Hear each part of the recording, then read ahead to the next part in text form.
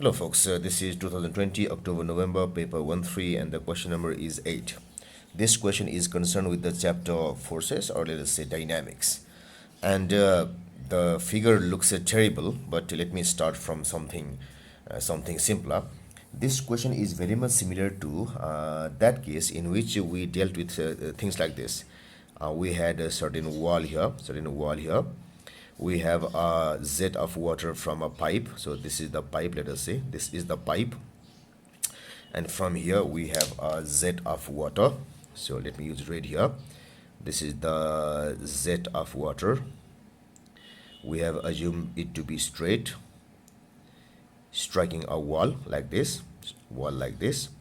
and after striking the wall it just drops. Its final velocity is 0. So here it was velocity v, the water leaving with velocity v, and the cross section of the water z, the cross section here will be equal to, this will be a, and the density of water is rho. In such case, the force was equal to rho a v squared. So it is a different case, and I have dealt with this well in my previous videos. In fact, one of the videos in which I got this expression is one of the most watched and liked videos of mine. So it is somewhat titled as force due to a jet of water, somewhat like that, jet of liquid or water. So here initially the velocity was v, and then it becomes 0, and the force is somewhat like this. The velocity has been considered to be 0 for ease in calculations, because if we say that it returns back, now the things become complex, because when it returns, it cannot return back like this. It might splash like this. So we have to consider every of those vector components. So it was assumed that it just simply comes to rest. It gave the force as this. Now in this case, what is happening is, if I look from this side, what I'll see is, I'll see somewhat like a box like thing here,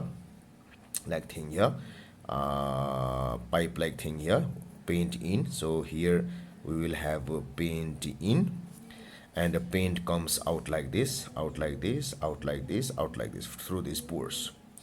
So initially the velocity in the horizontal direction, so here the paint is here initially, so initially the horizontal velocity is 0. Then here it gets a velocity of 2.5 meter per second. So initial is 0, final is this. So the overall change is 2.5. Here initial is v, final is 0, the overall change is v. So it is almost the same case. Only thing is that here it comes to rest at last, and here it was rest in the beginning, and then its velocity is 2.5 later. So these cases are similar, and the same formula applies here as well. So before understanding this, please go through this video. It is titled somewhat like after going to this channel, you can just type in the search box force jet of water. Just use the words force jet water, so it will show that video. And believe me, it has been watched many times, one of the highest watched videos of mine. And this video was also used in my advertisement for TEDx my Tigger speech. So the people there liked that video, and they used it as a advertisement, or let us say somewhat like premiere for the speech. So the forces now we will have, so F is equal to rho a v squared, equal to, rho is the density of this paint, so its density is 900 into area is, the area of each hole is this, and we have got 400 holes, so the total area will be all of that.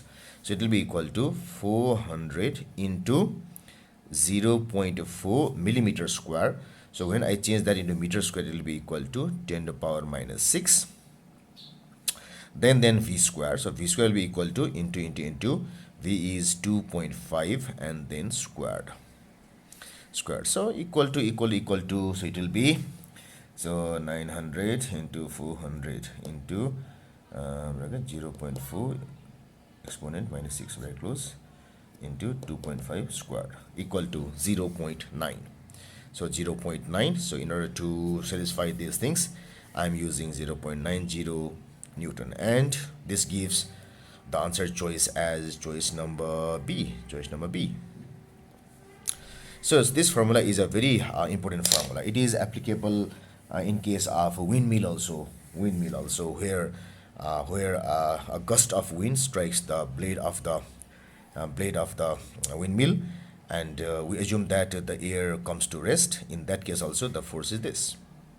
And here, one thing that we need to remember: the power of this thing can also be done as, so power is equal to force into velocity.